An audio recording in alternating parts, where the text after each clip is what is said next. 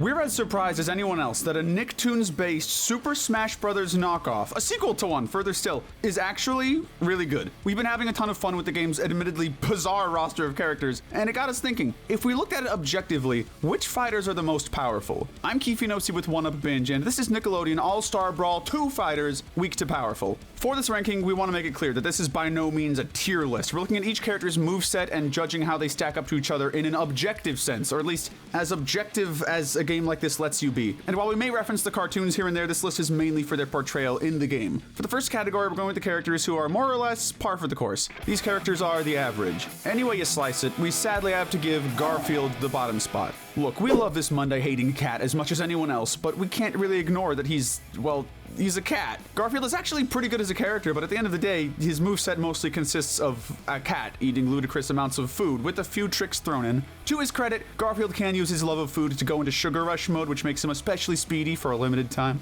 Not sure exactly how lasagna and chicken drumsticks have that much sugar in them, but hey, he's managing somehow. Next is one of the new Hey Arnold reps, Gerald. As undeniably cool as Gerald is, he's not exactly the most impressive fighter in the roster. Gerald is very athletic, using his skills at skateboarding, baseball, basketball, and a bunch of other sports to get the drop on his opponents. He also plays piano, apparently. The thing is, though, Gerald is just a regular dude. He's an impressively strong contender, especially for a kid, but when he's up against robots, dragons, aliens, and the Avatar, he kind of pales in comparison when he doesn't have any superpowers, nor at least martial arts training to fall back on. Slightly more impressive is the next human fighter, April O'Neil. It must be pretty painful for TMNT fans that April is the only fighter from the first game who made it to the sequel. Well, personally, we actually really like April's moveset and mechanics. Influence in the media is powerful, and the more her ratings go up, the more powerful her attacks can get. She also has some decent fighting prowess, and it seems that her turtle buddy's martial arts expertise has rubbed off on her, at least a little bit. She isn't higher because, as fun as she is to play in the game, pulling out a big camera during a fight is, well, you won't be seeing any UFC champions doing that. At least, I don't think you will. I mean, I don't watch the UFC, but anyway, some of her other gadgets are pretty useful though. She can use a boom mic as a battering ram and even call up a news blimp to recover from a tough spot. Brawling day is a very dangerous day, a lesson that Rocco learns all too well. This friendly fella is proof that kindness shouldn't be mistaken for weakness. Anyone who's watched Rocco's Modern Life knows that when he gets angry, you'd best beware lest he do something not nice. The element of Toon Force is what gives him most of his strength, but Rocco also has plenty of resources under his belt. From his sentimental pogo stick to the legendary Sucko-matic to even his adorable pet dog Spunky, you never really know what Rocco's gonna pull out next. That said, while Rocco has some strong feats, they mostly just boil down to cartoonish shenanigans. He's certainly fun to use, but Rocco is a gentle soul at heart, which keeps him in our lowest category. Rounding off this category is perhaps the most inevitable newcomer to the game, Squidward. It takes a fairly high IQ to understand the intricacy of this cephalopod's artistic prowess. You might find yourself blown away by his incredible paintings, his indescribable interpretive dance routines, and of course, his masterful clarinet playing. Oh, beautiful. But while Squidward isn't exactly the most intimidating fighter on a surface level, you'll find that hidden behind that sensitive artiste is some pretty intense rage. Squidward has been consistently shown as a short-tempered man-squid octopus thing who can cause serious damage when he's mad, even enough to take a 10-foot-tall brick of marble and use it as a pogo stick. That's some impressive physical strength, and it's enough to make him the toughest of our bottom 5. For the next category, we're moving to the characters who have a few more tricks up their sleeves, and a bit more talent to boot. These are the skilled combatants. First up in this category is the little square dude himself, SpongeBob. For as often as SpongeBob has been portrayed as a total wimp in his series, we can't deny that he has a surprisingly well-rounded skill set here. He might prefer to blow bubbles and catch jellyfish, but SpongeBob is also a decently skilled karate student. When he pulls those red gloves out, you know he's gonna mean business. In terms of physical strength alone, SpongeBob is arguably the weakest in the game, but he's good at what he does, and he does a lot. From a hydrodynamic spatula that helps him recover from a fall to some malleability that would make Luffy from One Piece shudder, this sponge is not one to underestimate. But two goofballs are better than one. So next up are the Angry Beavers. Daggett and Norbert are here by popular demand, and they're angrier than ever. Well, not really. They're just more adept at channeling that anger into battle prowess. In addition to both of them having attack speed and variety akin to that of wild animals, they can also call on each other for a little help in roughing up their opponents. Norbert can also shoot lasers out of his fingers, so that's something too. Neither of them are super impressive on their own, but they're moved up by the fact that they can always fall back on each other. Two are better than one, after all. Sharing that sentiment are our next two fighters, Ren and Stimpy. Stimpy. Whereas the Angry Beavers fight separately, calling each other in as the need arises, Ren and Stimpy are inseparable. Their attacks often hit in multiple directions, and their bond is so strong they can even use each other as weapons. Thanks to Stimpy's weight, they won't go down easily either, and Ren's short temper definitely helps to deal some extra damage. Heck, their ultimate is that one scene where Ren nukes Australia. Tack on to all that the fact that these two can pull out a hot dog-shaped car out of nowhere and toss seemingly infinite logs at the opponents to keep them at bay, and you've got a pair of tough and unpredictable opponents. And here we have the majestic Nigel Thornberry in his natural habitat.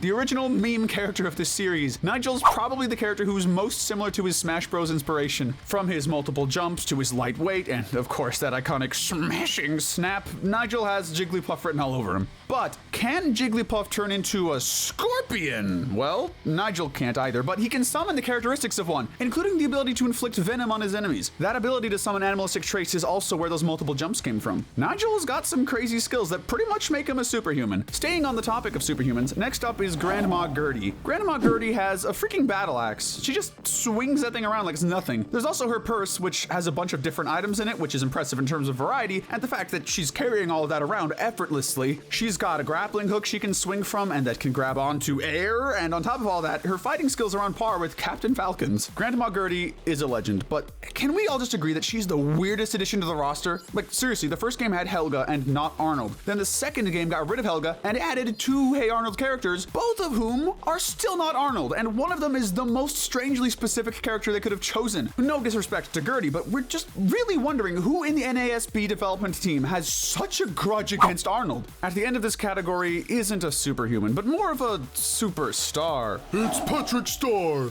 Who doesn't love Patrick? He's big, he's pink, he's got all the wackiness of SpongeBob on top of immense physical strength. Whereas most of SpongeBob's attacks are light, Patrick is slower and heavier, but all of his attacks pack a huge punch. He's slamming phones with violent force, can pile drive any character in the roster, become buff momentarily out of nowhere, and even toss a table out of thin air like King Dedede's Gordos. Oh, and did we mention that Patrick can straight up fly? That's not just in the game either. Go back and watch The Sponge Who Can Fly. At the end of the episode, he just flies away out of nowhere. It was called The Lost Episode because they didn't want you to see just how powerful Patrick actually was. Now we're getting into the really tough cookies. These characters are the professional grade fighters. Blasting into the next spot is Jimmy Neutron. Like the boy genius himself, you'll need to be especially big-brained to main Jimmy. He's got a lot of powerful gadgets that can keep his opponents at bay. Like Donatello, he has a lot of tricks up his sleeve. He can summon his robot dog Goddard to help him out against his opponents, and he can even control him from a distance. Therein lies the issue though with most of Jimmy's moveset. While he does have a lot of strong gadgets, they tend to leave him very vulnerable. But as a trade-off, he has something to get himself out of just about any situation. Whether he needs a bouncy bubble or a straight-up hovercraft, there's very little that can get the jump on Jimmy, just as long as he keeps vigilant. Up next is another weird inclusion, Lucy Loud. We only say weird because of the fact that she's in the game when her brother, the main character of the show, was cut for the sequel. But that's neither here nor there. Lucy has multiple modes of fighting that change her speed, weight, strength, and other aspects of her character. This makes her extremely versatile, and she can also teleport around, call on her bat friend Fangs to help her attack, and absolutely juggle her opponents with her gloomy attacks of darkness. The only thing keeping Lucy from a higher spot is the fact that, being a young child, she is taken down pretty easily. But with the powers of multiple undead creatures on her side, getting close enough to take her down in the first place is a whole nother animal. Next up is the first of the Ninja Turtles, Raphael. What Raph lacks in recovery and versatility, he makes up for with some high-level talent with his weapons. Raph is a very aggressive fighter with heavy hits that come out really quickly. Being that he's a ninja, that should go without saying. It admittedly does feel odd to place the Bruiser of the legendary Ninja Turtles in the middle of the list rather than at a higher position, but while Raph is impressively strong, he doesn't have quite the level of supernatural strength as most of the characters above him. Following him is his brother, Donatello. We'll be honest, Donatello is a crime against humanity. You don't just get to have hitboxes that huge, projectiles that strong, a straight up teleportation move, and one of the absolute best recoveries in the game all at once. Pick one or two, man. At a certain point, it almost feels unfair. But jokes aside, Donnie really is one of the most balanced fighters in the roster. He's got something for just about any situation, making him one of the most versatile fighters in the game. Next is one of the most requested newcomers to the sequel, El Tigre. El Tigre is fast, strong, and downright mean. He claws at his opponents with no mercy, and with his powerful roar, he can keep his opponents at bay pretty easily. You can't beat what you can't catch, which makes El Tigre one of the more intimidating fighters in the roster. That said, El Tigre does have one specific weakness that keeps him from being any higher. Absolutely horrid recovery. Granted, with his strong aerials and incredible combo material, you probably won't really need to recover too much with him, but on the off chance that you do, you're kind of screwed. This we swear. Rounding out this section is the Fire Nation's princess, Azula. Azula is one of the most skilled fighters here in a canon sense, and that translated well to All-Star Brawl. Her moveset feels perhaps most similar out of everyone's to a traditional fighting game character. On top of her insane combo game, Azula has some intense literal firepower that can constantly keep her opponents in jeopardy. She also uses lightning bending, which makes it particularly tough to recover if she gets you off stage. That said, while mastery of 2 elemental powers is certainly impressive, it's not as impressive as mastering even more, but we'll get to that later. For now, it's time to move on to the characters who are on a whole new level of power. These are the monstrously powerful brawlers. This is going to be a very controversial choice, but we're putting Aang first up on this tier. If we were talking canon power, Aang would be an almost indisputable gold medalist. Even in the game, he's no slouch. He's fast, has strong aerials, a varied moveset with all of the 4 main elements included, and some of the best mobility in the entire game. An Aang player who knows what they're doing is a player to fear. So why on earth isn't he higher? While Aang is insanely strong in the Avatar universe, he's up against some pretty over-the-top opponents in this game with even more godlike powers in their arsenals. He's still insanely strong, but we have to give some credit to the opponents who managed to have even more tricks up their sleeves. It's finally time to get to the Ghost Zone to talk about Ember McLean. Ember is one of Danny Phantom's most iconic villains, so we were pretty excited to see her included in the roster. She's widely considered one of the worst characters in the game from a competitive standpoint, but in terms of straight power, she's got some seriously impressive stuff in her moveset. Her attacks all have huge hitboxes. Also, by building up the energy of her adoring fans, Ember can unleash more powerful versions of her already brutal special attacks, making her one of the heaviest hitters in the roster. But in terms of ghosts, we have to give the upper hand to Danny Phantom himself. Ember may be the heavier hitter among the undead, but Danny is definitely the more versatile. He can phase right through enemies to hit them from behind, teleport around to the stage, and fire ectoplasmic projectiles to attack from a distance. Danny hits hard, and he's hard to hit. That's a pretty deadly combination, and it makes him one of the strongest fighters in the game. That said, in terms of firepower, he's beaten by the characters who follow him, and he's also relatively light, so he can be taken down pretty easily if you time your attacks right against him. Now it's time for another avatar, Korra. Whereas Aang is more about mixing things up with light attacks that use all the elements, Korra is all about sheer firepower. On top of being pretty fast and having some strong mobility, Korra hits hard.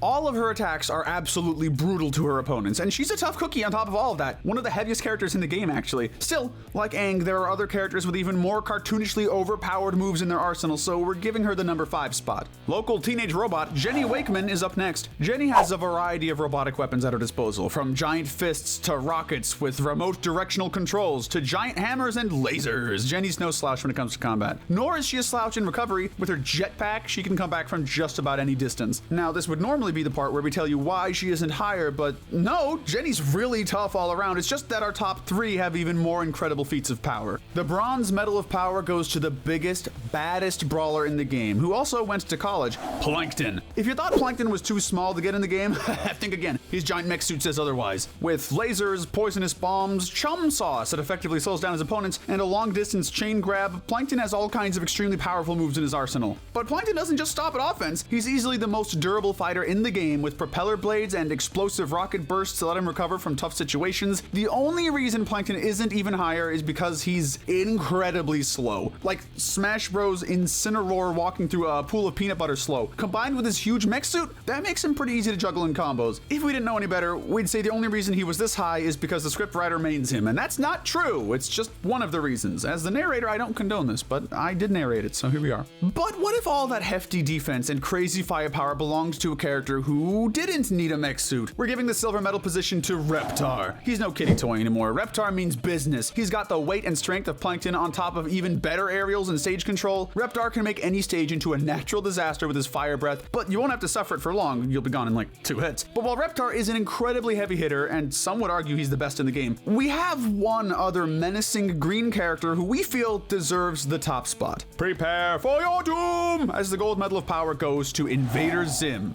And Gur, of course. This might seem like an odd choice at first. Zim is one of the lightest characters in the game, making him one of the easiest to knock out of the ring, but what Zim lacks in durability, he makes up for in literally everything else. Let's start with Zim himself. He can smite his opponents with mini moose and fire deadly green lasers, both of which have incredible range and firepower. He can also toss out 2 kinds of grenades, use Gur as a rocket pack to recover, and even distract his opponents with disinfectant spray. But as for the reason he's number 1, that's simple. Gur. Zim is what we call a puppet character, meaning he can control both his own moves and the moves of his little robot buddy. Gur can ram into opponents, fire a projectile with even more range than Zim's, zoom towards the opponent for a headbutt, and spin around like a deadly spinning top of doom. When you're fighting against Zim, you're genuinely fighting 2 characters at the same time, and they can coordinate their their attacks to make you regret ever doubting the mighty Irken power of Zim! Good job, you two. Enjoy that taco, Gur. You've earned it.